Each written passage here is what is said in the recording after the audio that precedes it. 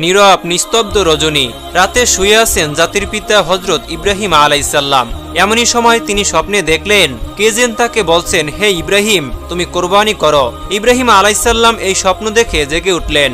পরের দিন সকালে তিনি 100 উট আল্লাহর রাস্তায় কোরবানি করে দিলেন। পরের দিন আবারও তিনি শুয়ে রয়েছেন। আবার ভেসে আসলো সেই দৈব বাণী, কে যেন তাকে বলছেন, হে ইব্রাহিম, তুমি আল্লাহর রাস্তায় কোরবানি করো। পরের দিন সকালে আবার হযরত ইব্রাহিম আলাইহিসসালাম 100 উট আল্লাহর রাস্তায় কোরবানি করে দিলেন। কিন্তু হায়, মনে হয় আল্লাহ পাক রব্বুল আলামিনের দরবারে তার এই কোরবানি কবুল হয়নি। তাই পরের দিন তিনি আবার যখন বিছানায় শায়িত রয়েছেন, তখন আবার ভেসে আসলো সেই দৈব বাণী, হে ইব্রাহিম, তুমি কোরবানি করো। কে যেন বারবার তাকে বলছে, হে ইব্রাহিম, তুমি আল্লাহর রাস্তায় তোমার সবচাইতে প্রিয় বস্তুটিকে কোরবানি করো। পরের দিন সকালে হযরত ইব্রাহিম আলাইহিসসালাম ভাবতে লাগলেন, আমি পরপর 2 দিন 200 উট আল্লাহর রাস্তায় কোরবানি করলাম, কিন্তু আল্লাহ কি আমার এই কোরবানি কবুল করলেন না? তাহলে কি চাচ্ছেন? আল্লাহ পাক রব্বুল আলামিন আমার থেকে?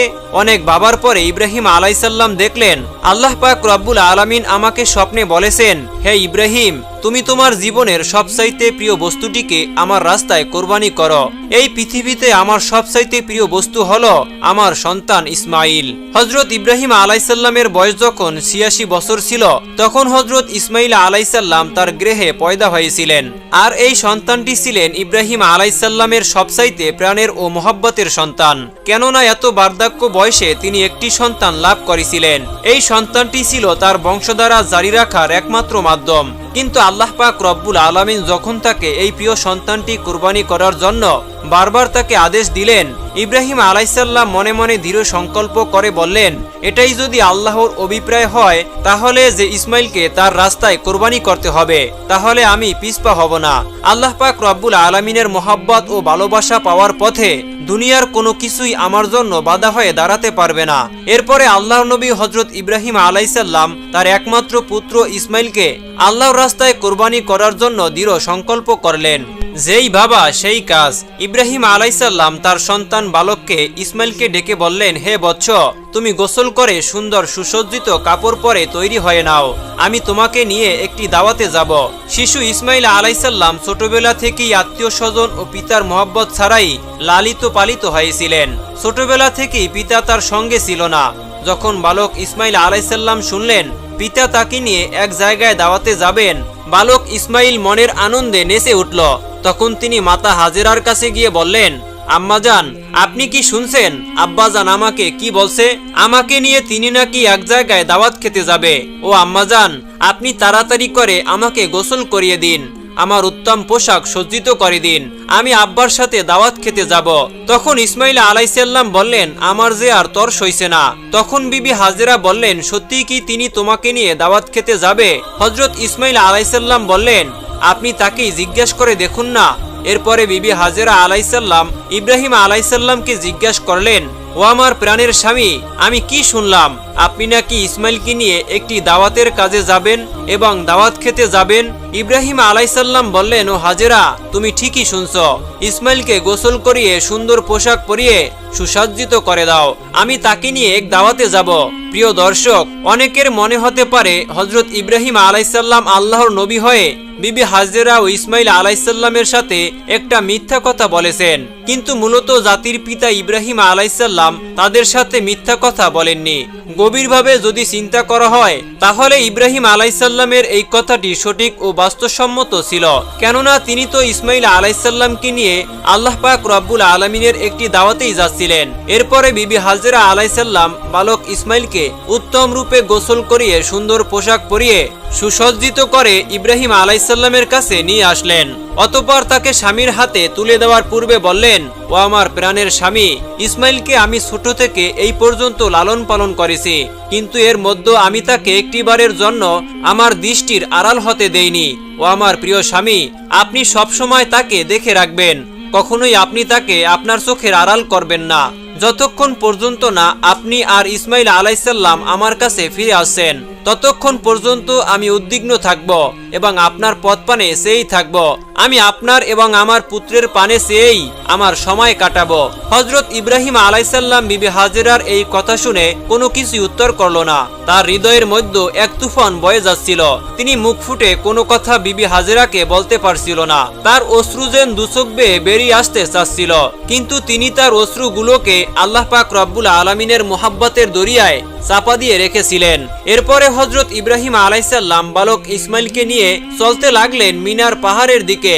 অভিশপ্ত ইবলিস যখন দেখল জাতির পিতা হযরত ইব্রাহিম আলাইসাল্লাম আল্লাহ পাক রব্বুল আলামিনের আদেশ পালনার্থে একমাত্র পুত্র সন্তানকে জবেহ করার জন্য তিনি দৃঢ় সংকল্প করেছে, তখন তার আর সহ্য হলো না। সে বলতে লাগলো, হায় রে, আমি ইবলিস মানবজাতির জন্য আমি বেহেশত থেকে বহিষ্কৃত হয়েছি এবং আমি চির মরদুত ও জাহান্নামী হয়েছি। আর সেই মানবজাতির একজন সন্তান ইব্রাহিম আল্লাহ পাক রব্বুল আলামিনের আদেশ পালন করে তার প্রিয়জন হবে, এটা আমি কিভাবে সহ্য করব? কোনোভাবেই এটা হতে দেওয়া যাবে না। যে করেই হোক ইব্রাহিমকে এই কাজ থেকে ফিরিয়ে রাখতেই হবে। তাই ইবলিস তার চক্রান্ত ষড়যন্ত্র বাস্তবায়নের জন্য সর্বপ্রথম বিবি হাজেরা আলাইসাল্লামের কাছে একজন ভালো মানুষের বেশ ধরে উপস্থিত হলো। বিবি হাজেরা আলাইসাল্লাম এর কাছে গিয়ে ইবলিস বলল, ও হাজেরা, তুমি কি জানো তোমার স্বামী ইব্রাহিম তোমার সন্তানকে কোথায় নিয়ে যাচ্ছেন? তখন বিবি হাজেরা আলাইসাল্লাম বললেন, কেন? তিনি তাকে একটি দাওয়াতে নিয়ে যাচ্ছেন। তখন ইবলিস বলল, আমি এতদিন ঠিকই শুনেছি নারী জাতি অত্যন্ত সহজ ও সরল, তাদেরকে যে কোনো মিথ্যা কথা বলে ও প্রতারণামূলক কথা বলে ধোঁকা দেওয়া যায়। তোমাদের স্বামী তোমাকে ধোঁকা দিয়েছে। বিবি হাজেরা আলাইসাল্লাম শয়তানের মুখের এই কথা শুনে বলল, তুমি এ কেমন কথা বলছো? আমার স্বামী আল্লাহর নবী, তিনি কিভাবে আমাকে ধোঁকা দিতে পারেন? আমি তোমার কথা বিশ্বাস করি না। আর সত্যি করে বলো তো তুমি কে এবং কি উদ্দেশ্যে আমার স্বামীর বিরুদ্ধে তুমি আমাকে প্রসারিত করছো? তুমি এখনই আমার কাছ থেকে দূর হয়ে যাও। ইবলিস বলল, হাজেরা, এখন তো তুমি অত্যন্ত তেজের সাথে কথা বলছো, কিন্তু কালকে যখন দেখতে পাবে সত্যি ইব্রাহিম তার সন্তান ইসমাইলকে জবেহ করে দিয়েছে, তখন দেখা যাবে তোমার এত তেজ কোথায় থাকে। বিবি হাজেরা এবার বিরক্ত হয়ে বললেন, আচ্ছা তুমি কি বলতে যাচ্ছ, একটু খুলে বলো তো। শয়তান তখন বলল, আমি সে কথা বলার জন্যই তোমার কাছে এসেছি। তখন বিবি হাজেরা বললেন, তুমি কি আমাকে বুঝিয়ে বলতে পারো এর কি কোনো যুক্তি হয়? একজন পিতা কেন তার একমাত্র নিরপরাধ সন্তানকে জবেহ করবে? শয়তান বলল, হাজেরা, ইব্রাহিম খামাখা ইসমাইলকে জবেহ করে না। আল্লাহ পাক রব্বুল আলামিন তাকে নির্দেশ দিয়েছেন তিনি যেন ইসমাইলকে তার রাস্তায় জবেহ করে। সে কারণেই ইব্রাহিম আলাইসাল্লাম তোমার পুত্র ইসমাইলকে জবেহ করতে মিনার পাহাড়ের দিকে নিয়ে যাচ্ছে। এখনো সময় আছে, তুমি তাড়াতাড়ি করে ইসমাইলকে তার হাত থেকে রক্ষা করো, নাইলে দেখবে ইব্রাহিম তোমার পুত্র ইসমাইলকে আল্লাহর আদেশ পালন করতে গিয়ে জবেহ করে ফেলবে। তখন বিবি হাজেরা এবার শয়তানের কথা শুনে বললেন, আল্লাহ পাক রব্বুল আলামিন দুনিয়ার এতগুলো মানুষের মধ্য থেকে যদি আমার পুত্র ইসমাইলকে তার রাস্তায় জবেহ করার জন্য কবুল করে থাকেন, তাহলে এর চাইতে বড় সৌভাগ্যের বিষয় তো আমার জন্য আর কিছুই হতে পারে না। শুধু একজন ইসমাইল নয়, আল্লাহ পাক রব্বুল আলামিন যদি আমাকে হাজার হাজার সন্তান দিতেন, আর সেই হাজার হাজার সন্তানকেও যদি আল্লাহ পাক রব্বুল আলামিনের রাস্তায় কোরবানি করার জন্য আল্লাহ পাক রব্বুল আলামিন যদি আমাদেরকে আদেশ দিতেন, আমি খুশি মনে তাদের সকলকেই আল্লাহ পাক রব্বুল আলামিনের রাস্তায় জবেহ করে উৎসর্গ করে দিতাম। আমি বুঝতে পেরেছি তুমি মরদুদ, তুমি ইবলিস, আর তুমি আমাকে ধোঁকা দিতে ও প্ররোচিত করতে এখানে এসেছো। আমি তোমার কাছ থেকে আল্লাহর আশ্রয় প্রার্থনা করছি। তিনি বললেন, আউযু বিল্লাহি মিনাশ শাইতানির রাজিম, লা হাওলা ওয়ালা কুওয়াতা ইল্লা বিল্লাহিল আলিয়্যুল আযীম।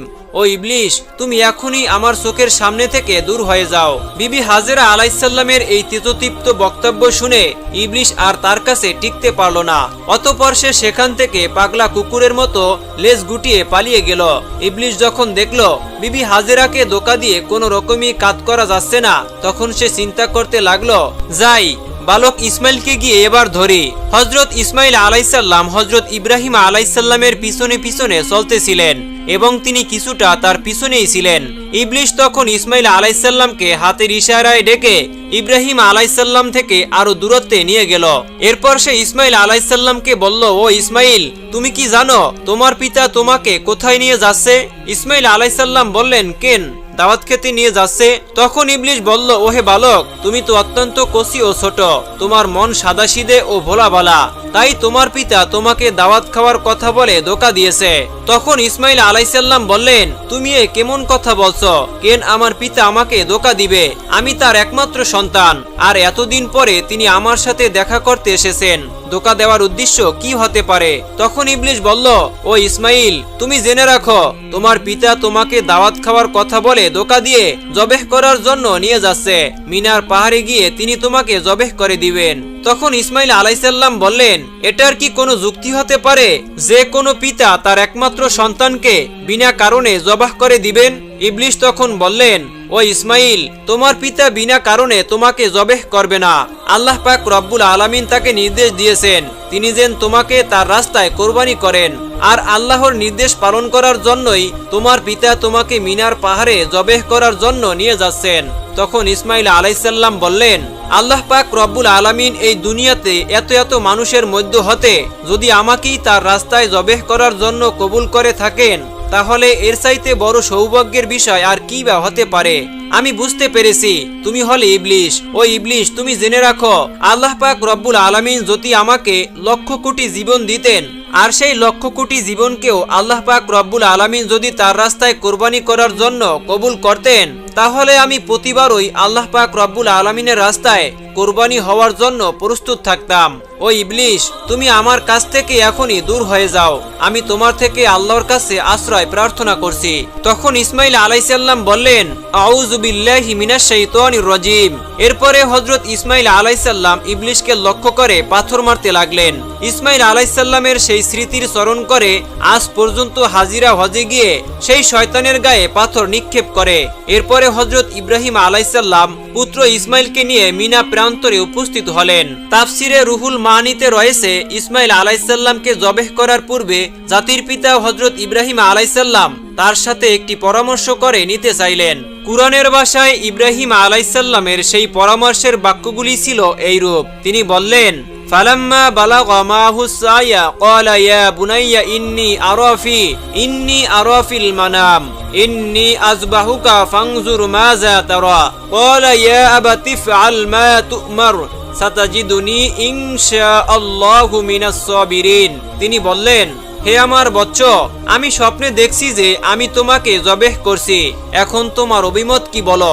তখন ইসমাইল আলাইসাল্লাম বলল, হে আমার পিতা, আপনি যা আদিষ্ট হয়েছেন তাই করুন, আল্লাহ ইচ্ছা করলে আপনি আমাকে ধৈর্যশীলদের অন্তর্ভুক্ত পাবেন।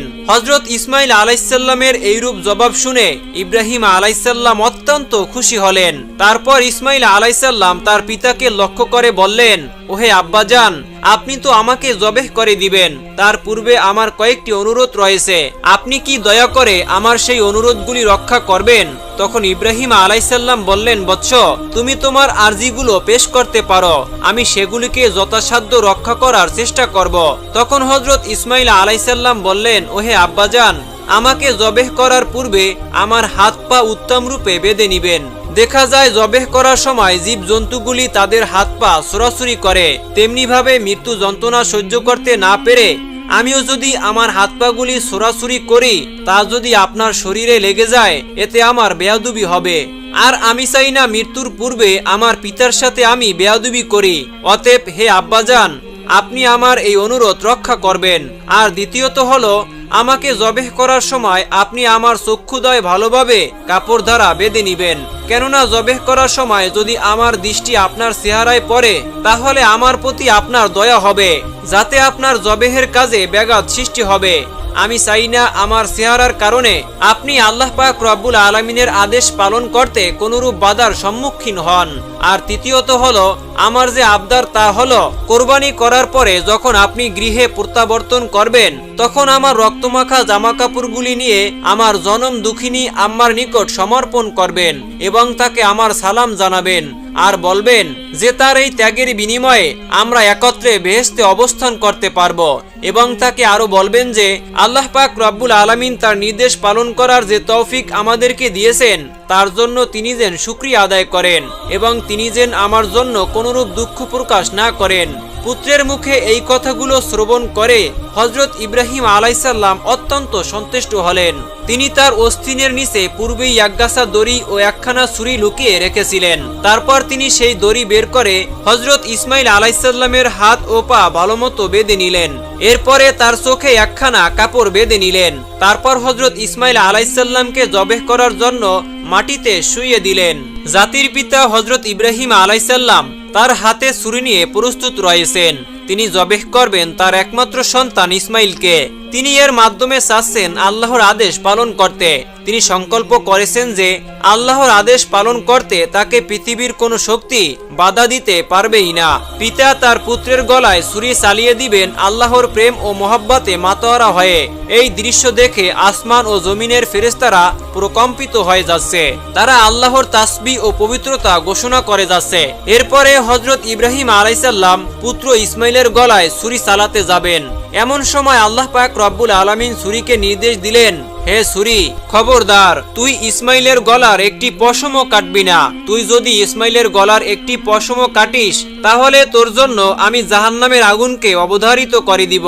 তারপর হযরত ইব্রাহিম আলাইসাল্লাম বিসমিল্লাহ বলে পুত্র ইসমাইলের গলায় ছুরি চালিয়ে দিলেন। কিন্তু ছুরি তো পূর্বেই আল্লাহর নির্দেশ পেয়েছে। সে আল্লাহর ভয়ে ভীত হয়ে ইসমাইল আলাইসাল্লামের গলায় একটি পশমও কাটল না। ইব্রাহিম আলাইসাল্লাম বারবার ইসমাইল আলাইসাল্লামের গলায় ছুরি চালাচ্ছেন, কিন্তু কোনো রূপেই তিনি তার গলা কাটতে সক্ষম হচ্ছিল না। তখন হযরত ইসমাইল আলাইসাল্লাম তার পিতাকে বললেন, আব্বাজান, আপনি সম্ভবত আমার স্নেহের প্রভাবে প্রভাবিত হয়ে জোরে ছুরি চালাতে সক্ষম হচ্ছেন না। ও আব্বাজান, আপনি আপনার গায়ের সমস্ত শক্তি দিয়ে ছুরি সঞ্চালন করুন। আমরা যদি আল্লাহ পাক রব্বুল আলামিনের আদেশ পালনে ব্যর্থ হই তাহলে আমাদের দুজনকেই জবাবদিহি করতে হবে। ইসমাইল আলাইসাল্লামের এই কথা শুনে পুনরায় হযরত ইব্রাহিম আলাইসাল্লাম তার গায়ের সমস্ত শক্তি দিয়ে ইসমাইলের গলায় ছুরি চালাতে লাগলেন। কিন্তু তারপরেও ছুরি হযরত ইসমাইল আলাইসাল্লামের একটি পশমও কাটতে পারল না।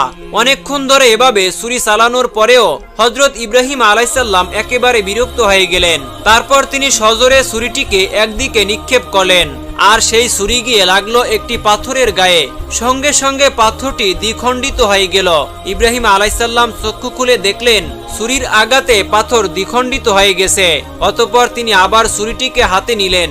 এরপর আল্লাহর নামে পুনরায় তিনি হযরত ইসমাইল আলাইসাল্লামের গলায় ছুরি চালাতে যাবেন। এমন সময় আল্লাহ পাক রব্বুল আলামিন হযরত জিবরাইল আলাইসাল্লামকে হুকুম দিলেন, ওহে জিবরাইল, তুমি বেহেশত থেকে একটি দুম্বা নিয়ে যাও আর ইসমাইলকে সরিয়ে তার জায়গায় বেহেশতি দুম্বাটি রেখে দাও।